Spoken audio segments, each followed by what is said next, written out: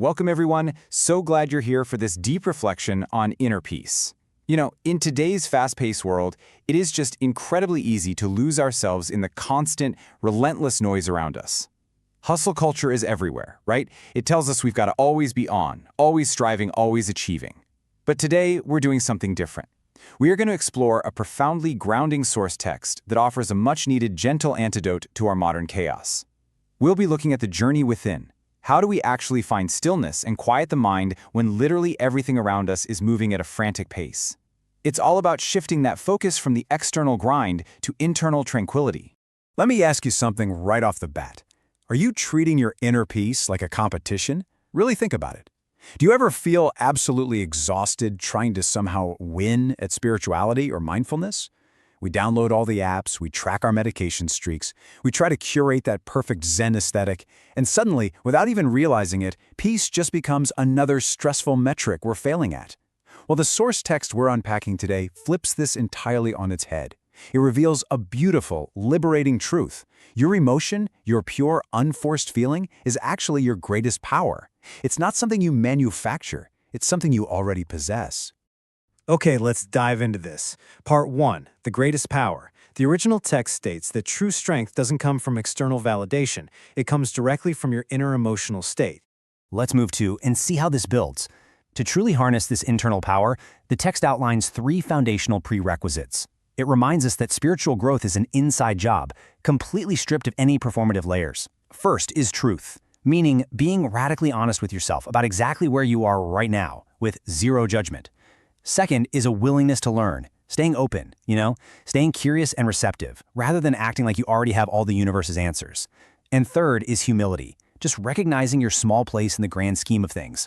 The text beautifully explains that when your devotion is rooted in these 3 elements, the paths forward begin to open up completely organically. You don't have to force your way through life. The path just gently reveals itself. Part 2, not a competition. We live in a society that conditions us to race to the top. And tragically, we often let this exact same hustle mindset infect our spiritual lives. And this brilliantly illustrates the exact contrast the text makes here. On one side, we see the toxic hustle mindset, treating devotion as a literal race to achieve some spiritual high as quickly as possible. It's kind of like the fast food version of peace. But on the other side, we see the reality of genuine practice, a slow, steady, incredibly patient journey of inner purification. It's absolutely not about how fast you climb or trying to prove you're somehow more enlightened than the next person. It's about gradually, gently cleansing the inner self, day by day. It's a slow unfurling, definitely not a mad dash. Part 3, the journey within. Now, if you're undertaking this slow, beautiful purification, the text emphasizes a very comforting reality about your day-to-day practice. Now, what's really interesting about this slide is the profound wisdom packed into this single quote. Sometimes deep emotions will come, sometimes the mind will feel dry.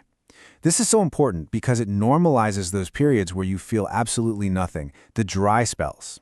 When you sit down to reflect and your mind just feels totally empty or distracted, that is not a failure. It's not a step backward. Both the deeply emotional, connected states and the dry, quiet, uninspired states are completely natural parts of the practice. What really matters, as the spiritual scriptures point out, is your consistency through both the highs and the lows. You just keep showing up. Part 4, the 2-minute practice. So if it's not a race, how do we actually maintain consistency without burning out? We need a simple, actionable tool to keep us grounded. You absolutely do not need to retreat to a mountain or spend hours in isolated meditation. In fact, you only need exactly 2 minutes. That's it. This is the ultimate life-changing micro-habit introduced in the text. It prescribes dedicating just 2 minutes every single night right before you go to sleep. Really think about that for a second. We all spend way more time than that just mindlessly scrolling on our phones or lying there worrying about tomorrow's to-do list. By carving out just 120 seconds for intentional reflection at the very end of your day, you create a powerful, deeply grounding anchor for your entire mind and spirit. So, the crucial point is, what do you actually do with those 2 precious minutes? Well, the text gives us a very specific, powerful question to ask ourselves. Where did I keep love, humility, and remembrance of God today? That's the whole shebang. As you lie there, you look back over the events of your day and you simply observe. Did I act with love during that frustrating traffic jam? Was I humble when I received constructive feedback? Did I remember the divine or even just the bigger picture during my mundane daily chores? Asking yourself this single, highly focused question every night sparks real, tangible change in your awareness. Part 5. The transformation. So, what actually happens when you consistently ask yourself this simple question night after night? Let's look at the core blessings that naturally arise from this practice, exactly as outlined in our source text.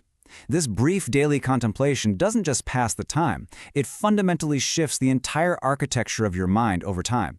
It's like drops of water slowly, steadily shaping a rock. It becomes the catalyst for deep inner change. By consistently checking in with yourself, you develop a profound stability, meaning you aren't easily shaken by the chaos or the hustle culture swirling around you. It naturally guides you toward the right company, aligning your life with people who actually share and support your values. And finally, it cultivates beautiful emotions. Instead of forced, toxic positivity, you get to experience genuine, peaceful, and joyful feelings that just bubble up naturally. So I want to leave you with this final, provocative thought. Will you take 2 minutes tonight to find your peace? Before you close your eyes and drift off to sleep today, I highly encourage you to try asking yourself that simple question about love, humility, and the divine. As the text beautifully concludes, may you be blessed with stability, the right company, and beautiful emotions on your ongoing journey. Start that gentle journey tonight. Thank you so much for joining me for this reflection, and I truly hope you find that quiet, unshakable strength within yourself. Keep learning,